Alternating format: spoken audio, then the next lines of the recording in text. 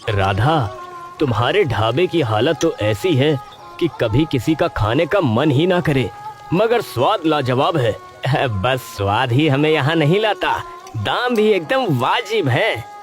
बस आप लोगों का स्नेह है, वरना मैं तो कुछ भी नहीं। मैंने तो बस अपने गुजारे के लिए छोटा सा ढाबा खोला है जो आप लोगों की मेहरबानी से चल रहा है। ये है राधा, एक छोटे से शहर के बाहरी इलाकों में हाईवे के किनारे उसका एक जर्जर ढाबा था। राधा बहुत सीधी सादी थी। उसका पति उसे जवानी में ही छोड़कर चला गया था, लेकिन उसके खाने में एक अजीब सा जादू था। जो भी खाता वो कुछ देर के लिए अपने सारे दुख और चिंता भूल जाता था। अपने इसी हुनर का इस्तेमाल कर उसने अपने और लोगों की पेट की आग बुझाने का काम किया।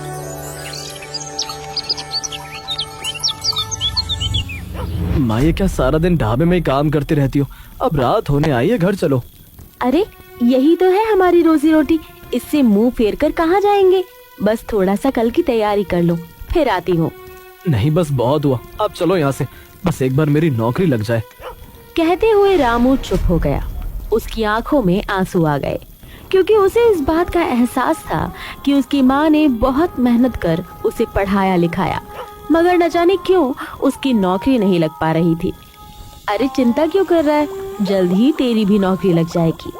कहते हुए राधा ढाबे में काम करने लगी और उसका बेटा अपने मोबाइल पर नई नौकरी सर्च कर रहा था।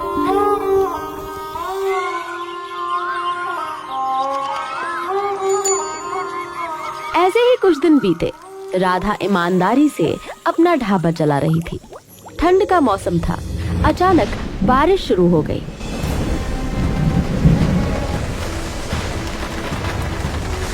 अरे आज अचानक बारिश कैसे शुरू हो गई? हे भगवान, माँ, अब तो ठंड और बढ़ जाएगी। और नहीं तो क्या, ये लकड़ियाँ और अलाव जला ले ताकि ग्राहकों को ठंड न लगे। माँ, ठंड में ढाबे पर रुकने का कोई मतलब नहीं है। ऐसी बारिश में कोई भी ढाबे पर नहीं आएगा। उल्टा ठंड लग गई तो तुम बीमार हो जाओगी। अरे बेकार मौसम में तो जरूर ढाबे पर रुकना चाहिए, ताकि किसी को मदद की जरूरत हो तो उसकी मदद कर सके।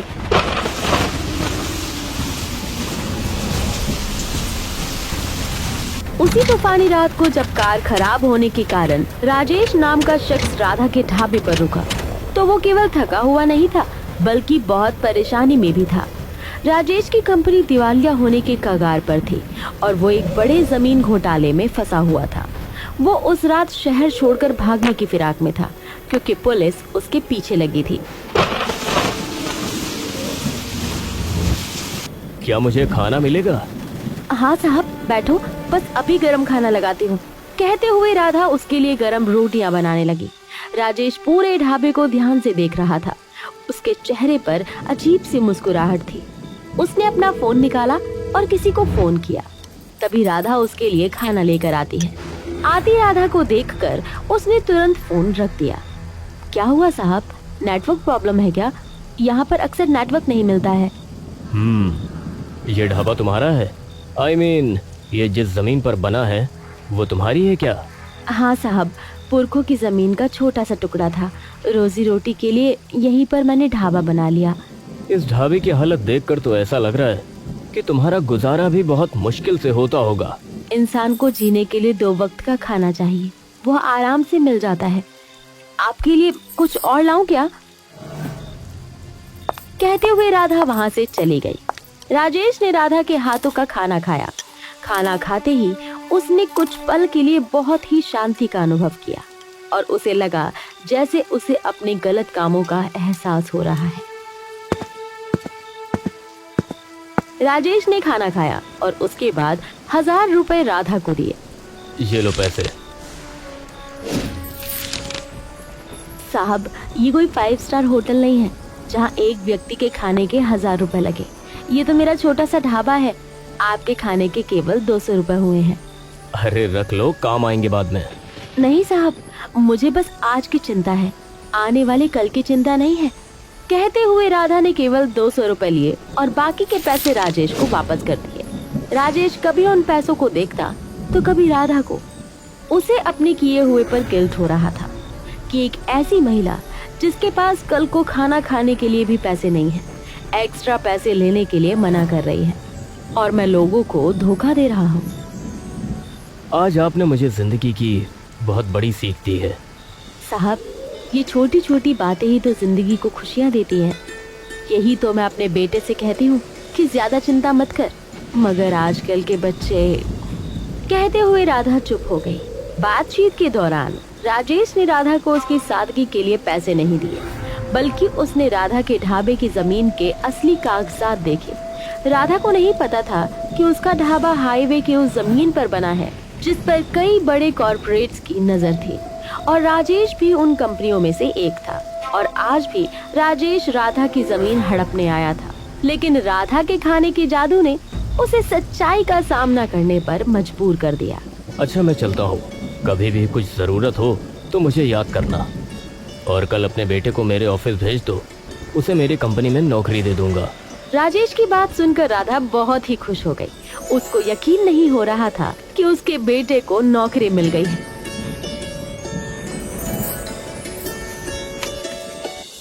देख बेटा, तू कह रहा था ना, ऐसे आंधी तूफान में बारिश में बैठने से क्या होगा। देखा, मैंने किसी की मदद की तो भगवान ने मेरी मदद की। क्या हुआ, इतनी खुश क्यों नजर आ रही हो? बेटा, तुझे नौकरी मिल गई है, कल इस कंपनी में चले जाना। कहते हुए राधा ने उसे राजेश का विजिटिंग कार्ड दिया। राजेश का विजिटिंग कार्ड देखकर रामू हैरान हो गया।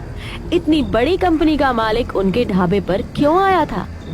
माँ, क्या तुझे यकीन है ये जिनका विजिटिंग कार्ड है वो खुद यहाँ पर आए थे? देख बेटा, मैं ज्यादा कुछ नहीं जानती।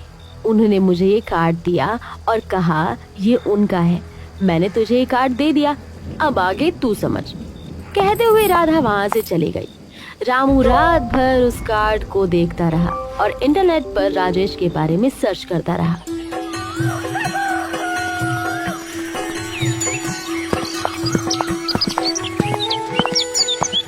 अगली सुबह जब वो दोनों माँ बेटे ढाबे पर वापस आए तो उन्होंने देखा कि राजेश ने जल्दबाजी में अपने ढाबे पर ही अपना लैपटॉप बैग छोड़ दिया, जिसमें जमीन के सारे गोपनीय दस्तावेज और उसके घोटाले से जुड़े सबूत थे। रामू ने उत्सुकतावश लैपटॉप खोला और उसे देखकर उसके होश उड़ गए। उसने न केवल जमीन के करोड़ों की कीमत वाले कागजात देखे, बल्कि ये भी देखा कि कैसे राजेश की कंपनी ने उनकी भी जमीन पर कब्जा करने के लिए फर्जी कानूनी जाल बिछाया था। और तो और उस लैपटॉप में पुलिस को सौंपने लायक सारे घोटाले में सबूत भी थे। गरीब ढाबे वाली का IT एक्सपर्ट बेटा अब एक बड़े कॉर्पोरेट घोटाले के सबूत का मालिक है। मेरे पास अब दो रास्ते हैं, या तो चुपचाप अपनी जमीन बेचकर अमीर बन जाऊं और उनकी कंपनी में नौकरी करूं, या पुलिस को सच्चाई बता दूं। रामू ने राधा से सलाह ली कि अब वो क्या करे। राधा को भी कुछ समझ में नहीं आया। वो कभी बेटे को देखती तो कभी अपने ढाबे को। माँ, इन कागजात के जरिए एक पल में अमीर बन सकते हैं। बेटा, ये जमीन हमारे पूर्वजों की है। इसे बेचकर हमें अमीर नहीं होना, ये उनका आशीर्वाद है। वहीं दूसरी तरफ से राजेश को एहसास हुआ कि उसके हाथ से लैपटॉप कहीं मिसिंग हो गया है, तो वो उदास हो गया। हो ना हो वो लैपटॉप मैं उस ढाबे पर ही भूल कर आ गया हूँ। उसी दिन राजेश निराश होकर वापस आया। वो जानता था कि उसके सारे सबूत लैपटॉप में हैं और अगर वो पुलिस के हाथ लग गए तो वो बर्बाद हो जाएगा। माँ जी, मैं कल यहाँ पर एक लैपटॉप भूल गया था। हाँ, तुम्हारा वो कंप्यूटर मेरे बेटे के पास है। ओह, चलो अच्छा है, वो सुरक्षित हाथों में है। क्या वो मुझे वापस मिल सकता है? कहते हुए राजेश ने राधा से विनती की कि वो लैपटॉप लौटा दे। जब राजेश गिड़गिड़ाता रहा तो राधा ने शांत भाव से वो लैपटॉप उसके हाथ में दे दी। Thank you so much. आपको नहीं पता कि इसमें कितने कीमती कागजात हैं। ये बहुत कीमती है। साहब, मैं गरीब जरूर हूँ, मगर मेरे भीतर लालच नहीं है। मेरे बेटे ने सब कुछ देख लिया और समझ लिया है। मुझे पता है कि ये क्यों कीमती है। राधा की बात सुनकर राजेश ने कांपते हाथों से लैपटॉप लिया। उसकी आंखों में डर भी था और शर्म भी। वो सोच रहा था कि अब या तो लोग उससे पैसे मांगेंगे या पुलिस बुलाएंगे, लेकिन राधा बस चुपचाप खड़ी थी, जैसे उसे किसी इनाम की जरूरत ही ना हो। माँ, नहीं राधा जी, आप नहीं जानती आपने क्या किया है। इस लैपटॉप में मेरी पूरी जिंदगी कैद है। अगर ये पुलिस तक पहुंच जाता तो शायद मेरी जिंदगी बर्बाद हो जाती। ये लीजिए, कुछ पैसे रख लीजिए। कहते हुए राजेश राधा को कुछ पैसे देने लगा तो रामू ने पहली बार कड़क आवाज में कहा, आपको अपनी जिंदगी बर्बाद होती नजर आ रही है तो जो आपने दूसरों की जमीन उनकी जिंदगी के साथ किया वो सही था। रामू की बातें सुनकर राजेश की गर्दन झुक गई। उसे याद आया कि वो पहला निवाला जिसने उसके भीतर कहीं दबी हुई इंसानियत को जगा दिया था। बेटा छोड़ दे, जो हो गया वो हो गया। भूखा इंसान गलत करता है लेकिन भरा पेट इंसान को सही रास्ता दिखाता है। उन दोनों की बातें सुनकर राजेश फूट फूट कर रो पड़ा। वो पहली बार किसी ढाबे में नहीं, किसी माँ के सामने खड़ा था। राजेश ने खुद पुलिस के सामने सरेंडर करने का फैसला किया। तुम्हारे पास जो हुनर है वो सिर्फ नौकरी के लिए नहीं है, देश को लूटने वालों को रोकने के लिए भी है। मैं अभी पुलिस को सरेंडर करता हूँ और इस लैपटॉप के सारे सबूत मुझे सजा दिलाने के लिए पर्याप्त हैं। मगर अब अगर मगर क्या? तुम्हें नहीं पता तुम्हारी जमीन के पीछे कितने सारे बिल्डर पड़े हुए हैं। अगर मैं रास्ते से हट जाऊंगा तो कोई और आकर इस जमीन पर कब्जा करेगा। तुम अपनी माँ के नाम जमीन सुरक्षित कर लो। ये सब कैसे होगा? हमें कानूनी दावपेच नहीं पता। मैं तुम्हारी मदद करूंगा, शायद यही मेरा असली प्रायश्चित होगा। राजेश की मदद से रामू ने वो सारी जमीन अपनी माँ के नाम कर ली, मगर वो राजेश की चाल से अनजान था। राजेश ने पुलिस को सरेंडर करने की बजाय रामू को अपना कॉन्फिडेंस में लेकर अपने खिलाफ सारे सबूत डिलीट करवा दिए थे।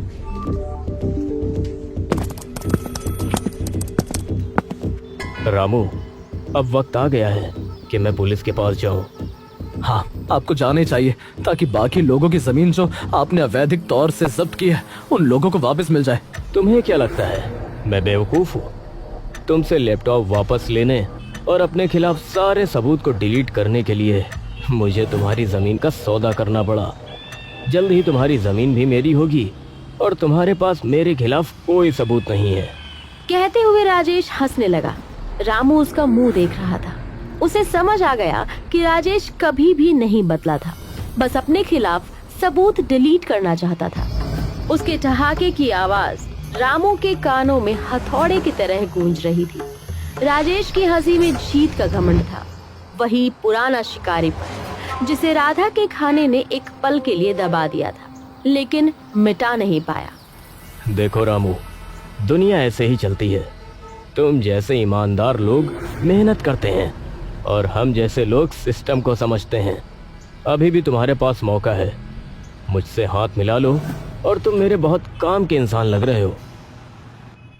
मुझे चाहे नौकरी ना मिले, जिंदगी भर अपनी माँ के साथ इस ढाबे पर रोटी बना लूंगा, लेकिन तुम्हारे जैसे इंसान के साथ कभी काम नहीं करूंगा।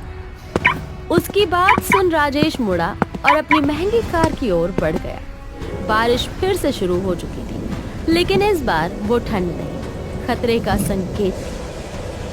उसकी आंखों के सामने सब घूम रहा था। माँ की झुर्रियां भरा चेहरा, ढाबे का जर्जर टीन का छप्पर और वो लैपटॉप जो अब खाली था।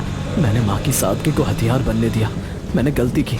मेरी माँ तो सीधी थी, मगर मुझे उस पर यकीन नहीं करना था। उदास हो शाम जब रामू ढाबे पर लौटा, उसके चेहरे पर वही सुकून था जैसे दुनिया की कोई चाल उसे छू नहीं सकती। आ गया बेटा, आज तो बड़ा थका सा लग रहा है। रामू चुप रहा। उसकी आंखों में आंसू थे। वो माँ की आंखों में देखकर झूठ नहीं बोल सकता था। क्या हुआ?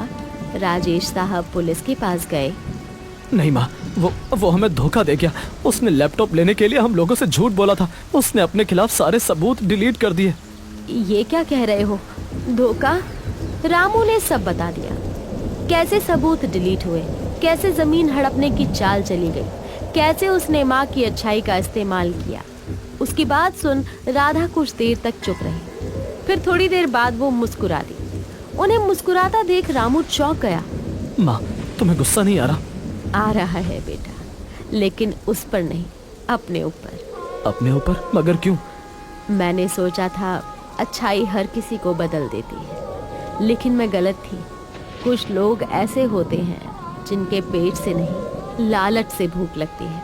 अब रोने से कुछ नहीं होगा। अगर वो गलत है तो हमें सही तरीके से लड़ना होगा। मगर हम क्या कर सकते हैं?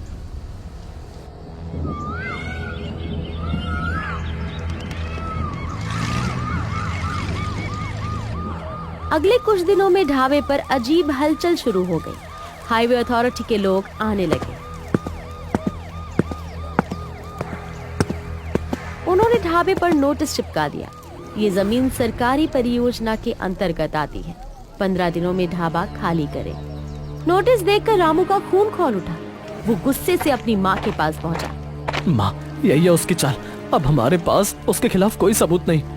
राधा ने रामू के हाथ से नोटिस लेकर पढ़ा और चूल्हे के पास रख दिया।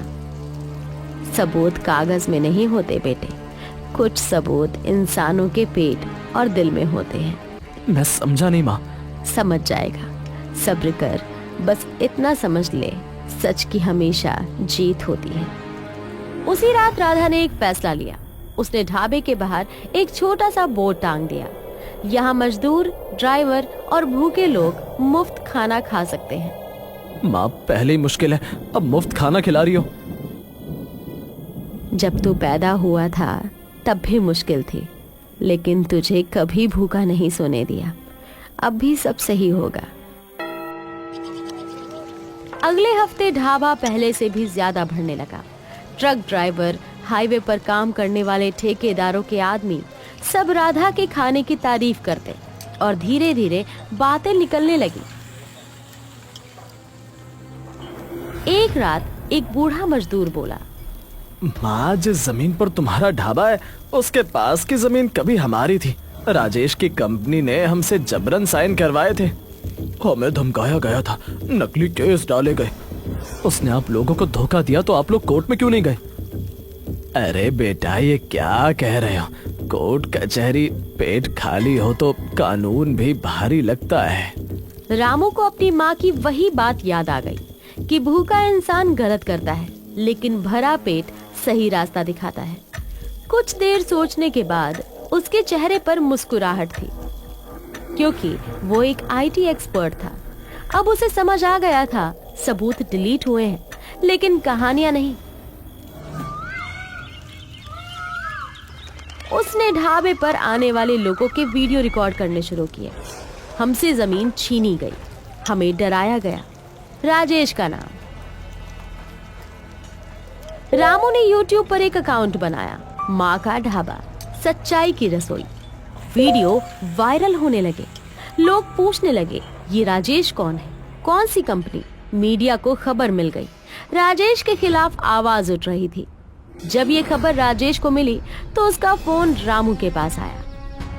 मुझे पता है इन सब के पीछे तुम्हारा हाथ है। तुम बहुत होशियार बन रहे हो ना। अगर एक और वीडियो आया तो ढाबा तो क्या, तुम्हारी माँ भी जिंदा नहीं बचेगी। अगर उसकी सलामती चाहते हो तो इस पेज को डिलीट कर दो। राजेश की धमकी सुन रामू कांप गया। राधा वहीं पास बैठी थी। दे मुझे फोन, मैं बात करती हूँ। ओहो माता जी, प्रणाम। आशा है आप में अब इतनी सादगी होगी और आप अपने बेटे का भला ही चाहोगी। नहीं बेटा, अब मैं ढाबे वाली राधा माँ नहीं, रामू की माँ बोल रही हूँ। ओह, मुझे धमकी? मेरी बात समझ में नहीं आई क्या? समझ आ गई, लेकिन तू भूल रहा है अब मैं अकेली नहीं हूँ। क्या मतलब? आ और मेरे ढाबे की ओर देख। यहाँ दर्जनों लोग खड़े हैं, मजदूर, ड्राइवर, किसान। ये सब मेरे बच्चे हैं और माँ को डराया नहीं जाता। कहते हुए राधा ने फोन काट दिया। अगले दिन प्रशासन ढाबा गिराने पहुंचा, बुलडोजर, पुलिस। लेकिन उससे पहले वहां सैकड़ों लोग जमा हो चुके थे। कोई नारे नहीं, कोई विरोध नहीं, बस चुप्पी। हर किसी के हाथ में रोटी थी, राधा के ढाबे की।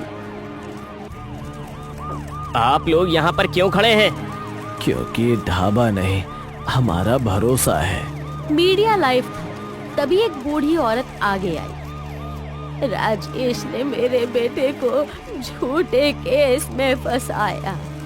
एक एक करके सच बाहर आ गया। अधिकारी घबरा गए। उसी रात रामू को एक ईमेल आया। Subject old backup, Rajesh limited. ये देखकर वो चौंक गया। ये राजेश की ही कंपनी के एक पुराने आईटी कर्मचारी का मेल था। मेल में लिखा था, मैंने सारे डेटा डिलीट होने से पहले ऑटो बैकअप क्लाउड में सेव कर लिया था। मुझसे भी जमीन छीनी गई थी, बदले में नौकरी दी गई थी। ये देख रामू की आंखों में चमक आ गई। अगले दिन पूरा डेटा मीडिया और कोर्ट में सौंप दिया गया। इस बार राजेश बच नहीं पाया। पुलिस आई, उसे हथकड़ी लगी, पर राजेश की आंखें राधा पर पड़ी। तुम्हारे खाने ने मुझे एक पल के लिए इंसान बना दिया था। काश मैं वहीं रुक जाता। इंसान बनने के लिए पेट नहीं, नीयत भरनी पड़ती है बेटा। कुछ महीने बाद ढाबा वही था, जर्जर। लेकिन मजबूत सरकार ने जमीन सुरक्षित घोषित कर दी। रामू को नौकरी नहीं मिली, मगर उसने अपना स्टार्टअप खोला। सच का सिस्टम। राधा आज भी ढाबे पर रोटी बनाती है।